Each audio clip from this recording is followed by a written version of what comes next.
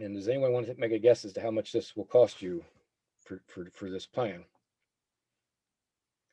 Um, I guess everybody's muted there. Well, this is the best part. This plan is absolutely free for up to 300 user accounts. So unless you have more than 300 staff members, it is no cost to you. Um, Unfortunately, though, the business basic grant package does not include the desktop apps or the Microsoft Bookings apps, which we'll talk about here in a minute. For most nonprofit organizations, working from web um, applications is fine. Most of you probably work with Google Apps at some point, and they're used to working only on within the web pages. Um, but if you need applications like off Outlook or Word or Excel or Publisher, then you can move up to Microsoft's Business Standard Plan. And the good thing is for this, for nonprofits, it's only $36 per year. This is the same package that Microsoft sells businesses for $150 per user per year. Unfortunately, there's no free licenses with this plan, but as you can see, it's quite discounted. But you can add not only your staff members, but you can also add your volunteers and other unpaid staff to this plan. Um, and for even more features, like management of your computers and enhanced security, you can move up to the business premium package. And I'm sure you're thinking, I don't need all those extra features or organizations, or that our organization can't afford that. Well, here's the good news. It's absolutely free for up to 10 users. So if you're a nonprofit organization with under 10 staff members, you can have all the best features of Microsoft 365 absolutely for free. You get the full range of desktop apps, plus all the features we've talked about with Exchange, SharePoint, Teams, and so on. But these are all what I've talked about called the foundation features, and I believe that every organization needs. But I'd like to mention a few other features that I believe are beneficial to nonprofits that most people don't even know about that are included in Microsoft 365. And for all those that are on the call that are not nonprofits, these all still apply to you as well if you're using Office or Microsoft 365. If you need project or task planning, there's the Planner app, and if you need your personal tasks to be tracked, there's the Microsoft's To Do app. With the Planner app, you can assign tasks to team members. You can get notified of due or almost due or overdue task. You can also create subtasks, assign priorities, start dates, and so on. And some of this, if I get at the end here, we'll actually dive into more online here. If you've ever used SurveyMonkey to send surveys to your audience, or even within internal team members, well, Microsoft has that covered too with their forms application. So you can send surveys, you can send information requests, and again, all included. If you really start adding on to the capabilities, Microsoft's Power Automate app, you can actually create automatic workflows. Like you could have an approval process and send an email when a form submission is received. So a lot of stuff you can automate in the background and not have to do any manual work to once you're set up. If you want more brainstorming type of format, you can use their whiteboard. How many times you go into have a meeting with staff and then everybody's scrambling to take notes or take photos of the whiteboard? Well, with Microsoft, you could put it on a big touch screen somewhere, or project your screen. You can create your ideas on a whiteboard, and then they're saved, so you can go back and actually revise them later on. Scheduling. Scheduling is usually a big issue. Some of you obviously know about the Calendly app. Well, Microsoft also has their bookings app. Instead of going back and forth with trying to schedule a meeting, you can give somebody your bookings link. You can put this on your website as well, and they can book a Teams meeting right with you from that link. And as I mentioned, though, this is only available in the two higher plans, the standard and the premium plans. It's not available in their basic grant package. There are, however, requirements to meet for the nonprofit discounting pricing. one, you need to be a 501c3 organization registered with the IRS. You must have a mission to benefit the local community, which is exactly what we're talking about today, and what, of course, Larry pushes for, and I believe in too. Um, you can't use your licenses for your donors or members. So, like if you're a church, you can't use it for your members, or if you're donors for your nonprofit organization. Um, you can't share your licenses with other organizations, even if they're affiliated. Each organization would need to be that 501c3 and have their own licenses. And last, you can't have a policy of discrimination. Um, and of course, Microsoft's link nonprofits slash eligibility for more details. There are a few other plans, and so some of these plans you can actually mix and match. So some of the ones that maybe not like the business grant one that doesn't include unpaid staff, well, you can purchase other plans, and some of them are low as $2.50 per user per month. And so with that, I'd like to see if I can take it online for a minute. I'm going to stop sharing my screen so I can switch screens here. Let me get out of here. And let's see here.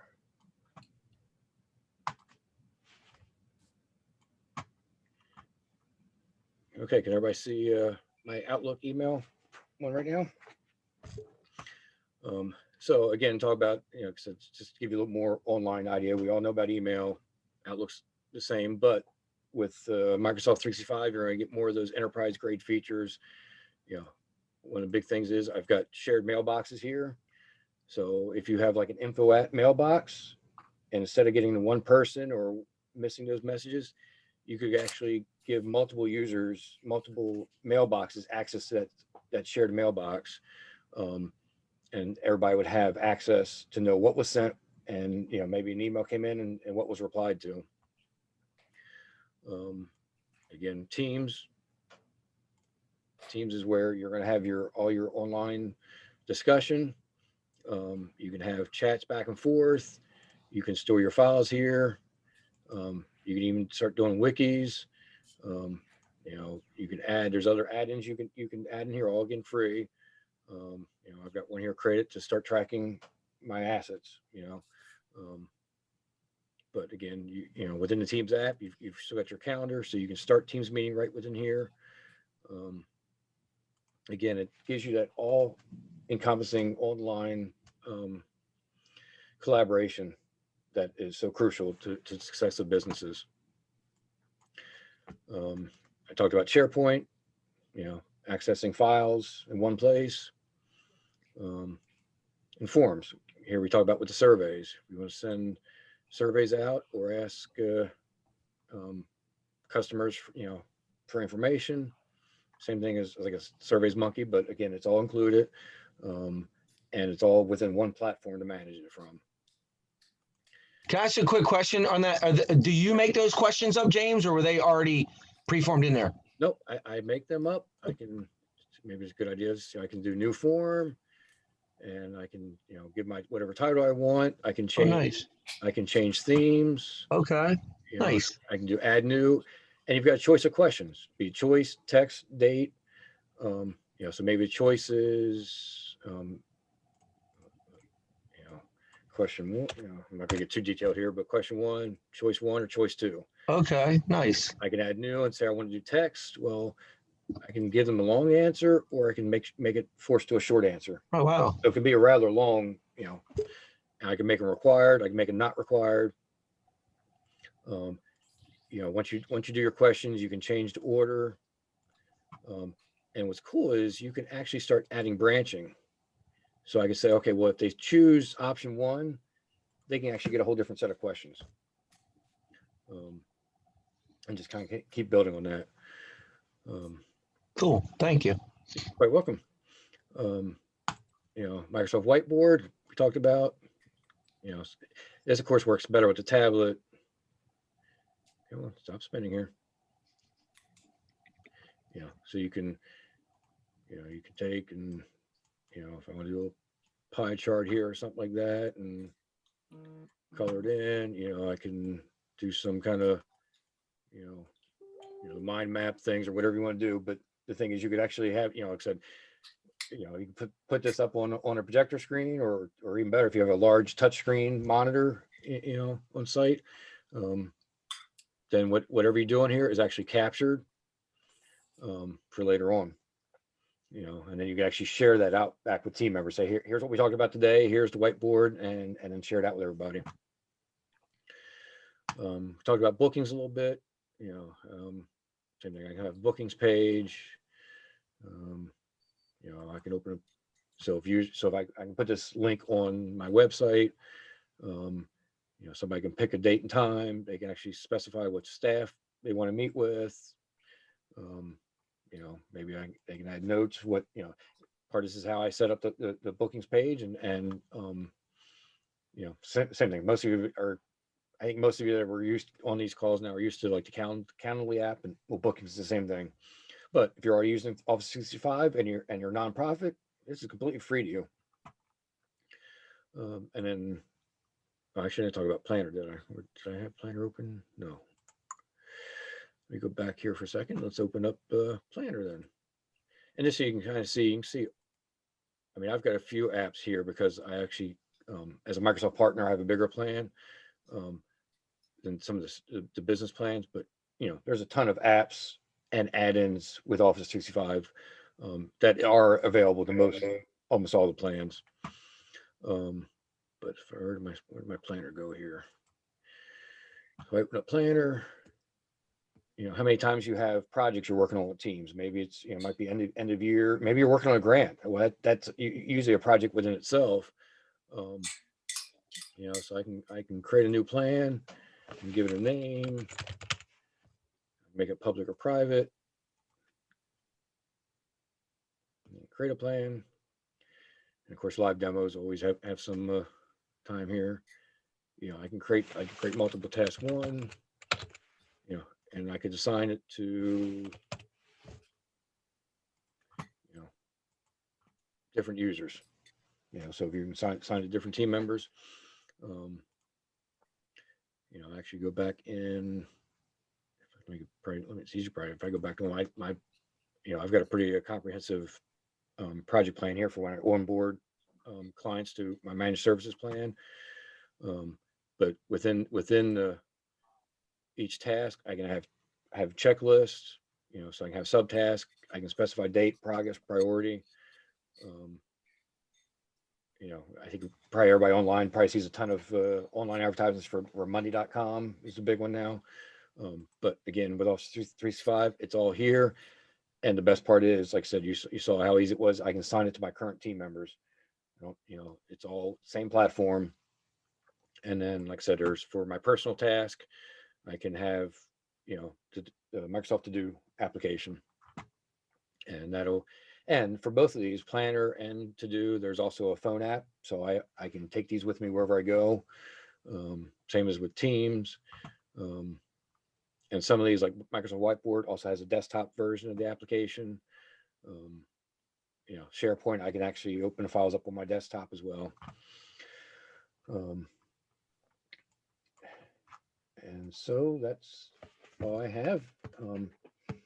The challenges, I think this Office 365, I think is the right tool for both for-profit and not-for-profit businesses. I think it's a great platform. Microsoft continues to add to it, and I think especially for organizations that are struggling to have a lot of balls to juggle, and find the tools they need, and best serve that diverse range of their customers. I think the 365 is the best way to go. So with that, James, question. So, I speak as a person that's been very involved with a lot of nonprofits in my day, and a lot of what I would say one trick pony kind of folks, right? So it's like one person is trying to do all this. So the tool is fantastic. I think we'd all agree. But if I'm like not the most technical person in the world, I'm doing wearing lots of hats in my nonprofit, and I come to you and I say, James, geez, I like that, but I can't do this. But I don't know even where to start, but I know I need it. How is the engagement with you work? And then give me a ballpark, because everybody's a bottom line person, whether you're a business or an operation. What does it cost to engage James Golden to implement this with some training in my nonprofit or my business? Um, Just a ballpark.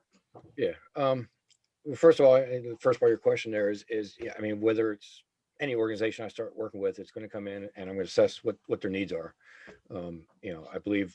I do believe in having the right tool for the job. And, sometimes organizations, I'm not going to I'm not going to sell them something they don't need, or have them give them something that, because what's the point of giving them a tool if they're not going to use it? Right. If they've got a bunch of hammers or nails to hammer, I'm not going to give them a screwdriver. I'm going to give them a hammer. And so it's going to be assessment, and then we're going to work with them to make sure, we're set timelines up and decide, okay, we're going to lay out a project plan and how to put that together. Once, as far as the technical side, once it's in place, I think most of it actually becomes very easy to manage.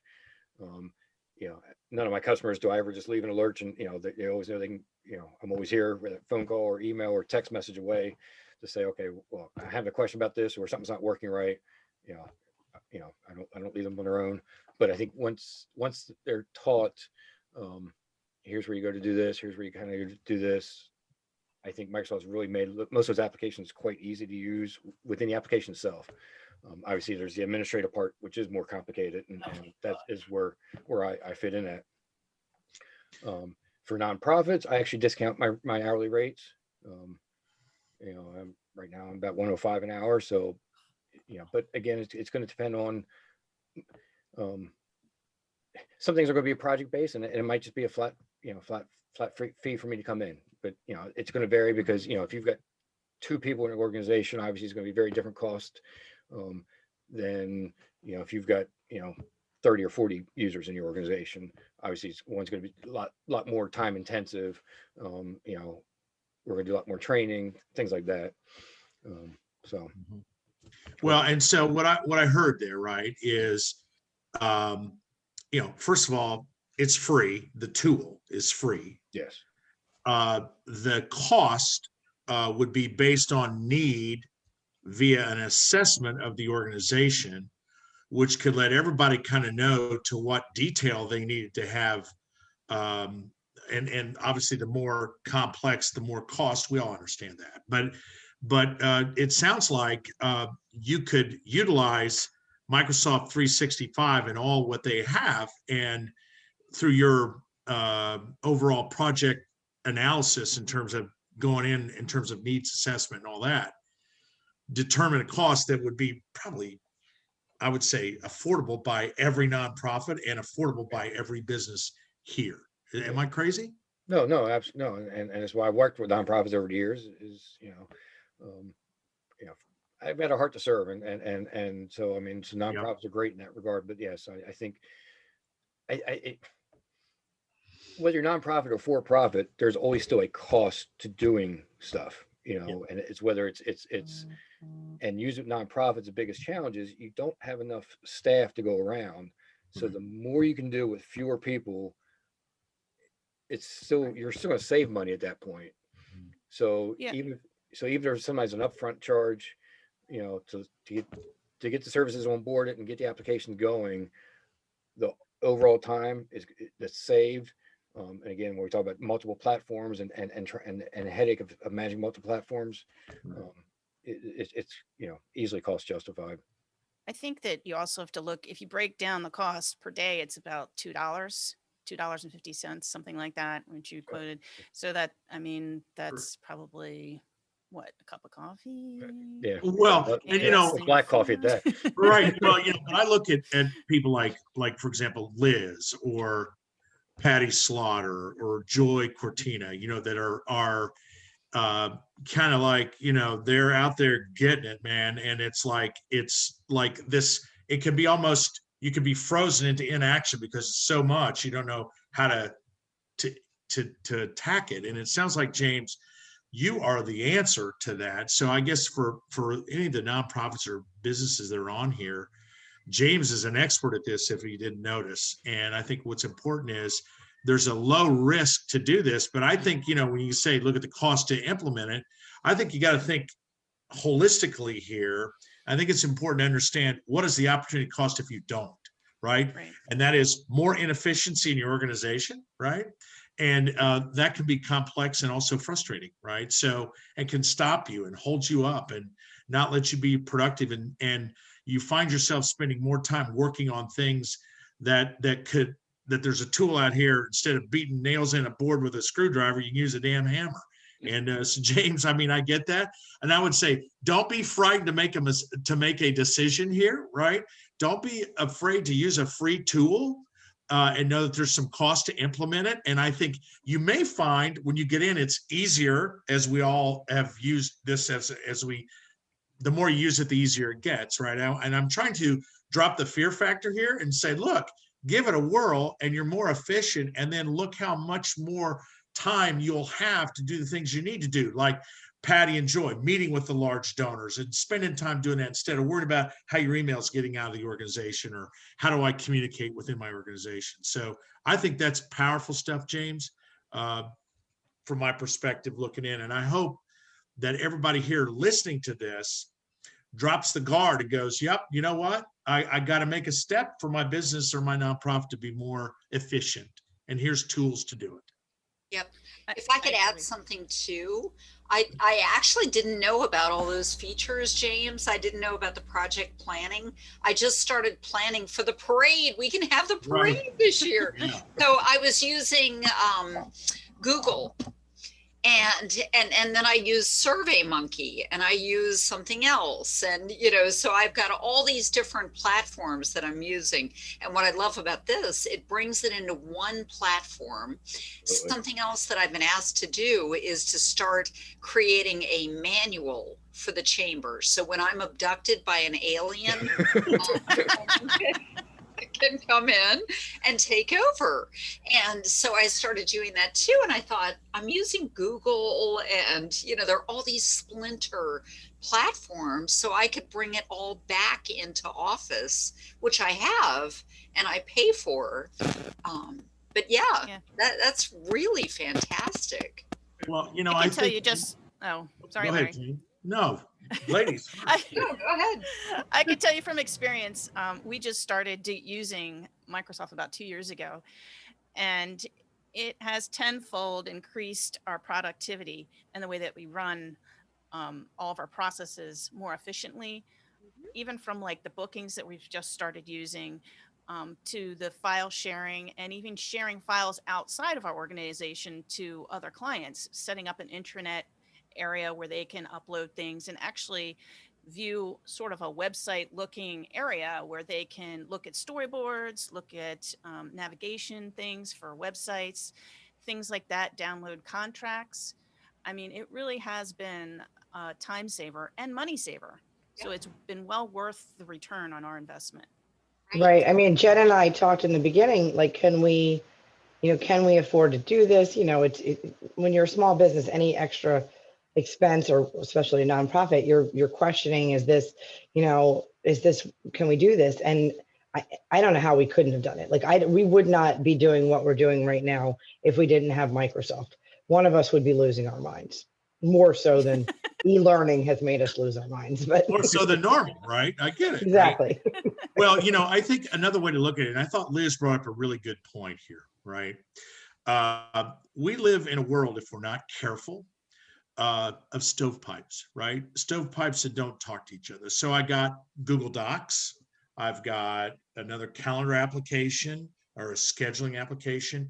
And the next thing you know, your life is complicated because you're juggling all these things that don't connect, right? Here is something that can be, think of it as, and James, correct me if I'm seeing this wrong, but it's still some stovepipes that communicate with each other. So they still are areas where you'll work, but they all communicate across the platform.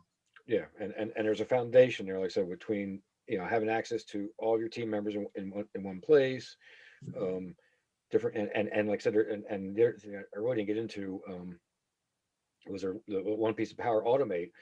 I kind of mentioned it briefly, where like the forms, you submit a form and you can have the Power Automate automatically um, act on that form submission. Well, like I've got, I mean, as simple as like I've got a real simple automation task where I've got my clients' firewalls email me a backup. Well, instead of me once a month taking that backup, manually copying, saving it from my email and saving it to the client's, documentation folder, I've got the automation tool automatically doing that for me. It says, hey, here's an email from this client's firewall, and here's the file, and here's where I need to go dump it at. And so there's somewhat stovepipes, but there's also some, and this work is a little obviously more complicated on the back end side, and where obviously where I can come in at, but you can they really start merging together, and there's a foundation there that really does bring them together. Just real quick, is that like a scripting that you create, that you can create like anything to do that automatic It's feature? it's actually very GUI driven, Okay. and so there's and they have- James, for the non-computer people, GUI means graphical user interface. So generally a drag and drop. Right. Yeah, thank you. Sorry. Right. But Excuse there's pre-canned templates. So basically, there, so you can go in and it says, okay, well here's a common, the Power Automate tool used to be called Flow. So I still kind of go back to it there, but so you can create these flows, and a lot of them are made for you already. So you just have to basically assign them to, say, a mailbox or to a SharePoint folder. But you have a lot of it is all drag and drop, as Denise correct me on, that you can really use to make those automation tasks work in the background for you. Cool. So Yeah, I guess I look at this and I'm going, I know some people, I think here in the group might go, yeah, man, that sounds good, but darn, I'm not quite sure how this will help me, but it sounds like it will. And I would just challenge those people that are maybe thinking that, right? A call to James will set you free, right? And don't be afraid to call him. And it's not going to cost you an arm and a leg to do this, right? It's a free tool. you And he's call going me, to work you with call your me, I'm going to give you advice, and I'm not going to charge you for that. Just Well, have and a here's the- conversation, and let's see what your needs even are. So right, but here's what I heard from you, James, too. So when it's like, well, there you go, see you later, I'm done. No, James is going to be there, right? So he'll be your lifeguard through the process too. So And maybe look, James, I'm not trying to we sell could, James's if- business. I'm just trying to tell you as appreciate it, though. a person that I'm hired, right? But as a person who deals with nonprofits a lot and small businesses a lot, I see the need could be solved by this. And I'm saying, be bold, don't be afraid. A call can't hurt you, and kick your own self in the butt and do something about this, right? I was gonna say, if there's enough interest, maybe James would be willing to come back for a specific topic at another another meeting as well. Not to put you on the spot there. Yeah. James would say yes, I'm sure. Right, James? Yes. There you go. No problem. No pressure, James.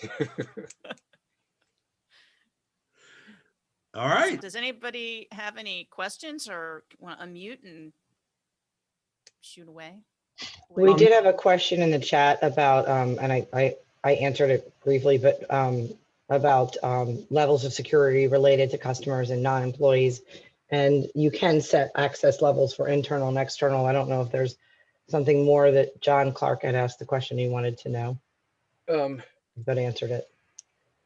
Well, as far as for some of the pricing for the packages, like I said, and I try to point out, there's some, or for nonprofit, for the discounted packages, there's some you can't have if they're not paid employees, or not, say like board members, unpaid executive staff, like the business basic grant package, you can't include them anyway. But for the higher level plans, the standard and a premium, you can actually bring those people in. But yeah, you can certainly have different levels of security. I mean, with Office 365, I mean, from an administrative point of view, there's a role-based option, so I can have administrators, I can have just the standard, limited permissions users. Um, within SharePoint, you can grant permissions. So maybe somebody has read-only permission to a file while others have full, permission to it. So yeah, you can definitely, within Office 365, you can definitely get very granular in how you assign those permissions. Does that answer your question, John? Or Good. I have a question. Is there a limit on the number of questions you can ask? Because the free Survey Monkey is very restricted. And it's limited to 10 questions, and then there's certain restrictions within that, what you can do. So with this, is it unlimited because you pay for it? it's to my knowledge, it's unlimited. Uh-huh. Okay. Yeah. Survey Monkey and like other ones, I mean, because they're giving you a free plan, and they want to find a way to okay, Upgrade they you. want you to pay for the plan. So Right. but like I said here, and this is what, again, Office 365, it's all about business tools. Mm-hmm. They just have to say, okay, well, we're going to discount them for the nonprofit, but you're still getting the full line of business tools that. Uh-huh. Yeah.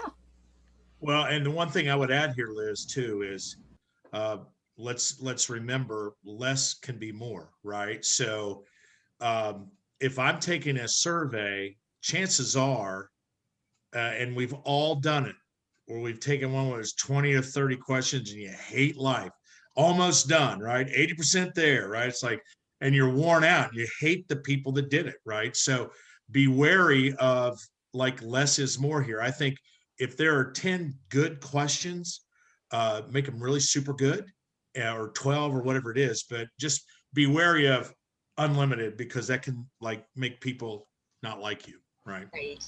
I will say Agree. this, And I'm saying that with all the love in the world. but Larry, you're speaking to me because I'm one of those guys who will sign up. I will literally stop it halfway through and not even finish it. If Yep. when I'm like, I've been here for 15 minutes, I'm only 60% through. Nope, done. I'm out. You're Yeah, right. I'm You're with right. you. I'm with Yep. you. But one of the things that Survey Monkey does is if it's multiple choice, you can only pick one. It won't let you pick more than one. You have to pay for that. So even with 10 questions, you can only pick in a Right. multiple choice, pick one thing. So Well, yeah. I heard 365 is a better survey option, is what I just heard. Yeah. Well, and I'd say too, if you have so many questions, again, kind of what you're talking about. I mean, Mhm. what I like about the Microsoft forms is because ultimately you're trying to get if you're trying to get certain information, okay, well, if they believe, think this way, then maybe I want this information. But that's why I like the branching option, because if they only think or answer this way, then I can say, okay, well, let's disregard this whole other chain of thinking here, or train of thinking, and say, okay, well, let's lead them off on this branch, so you can go this way with that line of questioning versus kind of going back and forth trying to get, and because there's too many questions, you're kind of left going, okay, well, what does this mean anyway? But Right. Yep. Right. Awesome. So James, I have one quick question for you. And I don't know if you can fully speak to this, but there's the Google for nonprofits suite that we've been using since our start. What do you think is the biggest difference between that and this? Is there just in terms of user friendliness and the syncing between things? What do you find is the biggest difference? I guess for interest disclosure, I'm not a big Google fan. That's okay. I had a feeling. Multiple reasons. One, well, I mean, we even the Google plan used to be Google Apps for Business, then it became Google Suite or G Suite. I think now it's like Google Workplace.